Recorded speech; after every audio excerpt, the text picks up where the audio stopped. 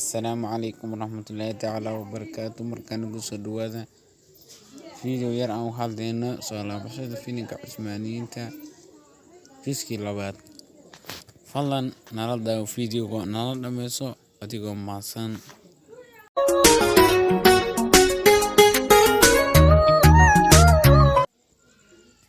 markaan hadda isku soo laabano fininka ayaa ku dhamaaday juuskii 27aad markaas oo bilaabanay qayb 28aad juuska ayaa dib la ku soo laaban doona bilaha soo socda insha Allah bil kariim. fininka ayaa waxa ku soo biiray wajiyo cusub sida Cusmaan wajigiisii oo aad ku taqaaniin oo aad isku bedelay. markaan wax in wadaagi doona wajiyada cusub ee fininka ku soo biiray iyo shaashadaha cusub.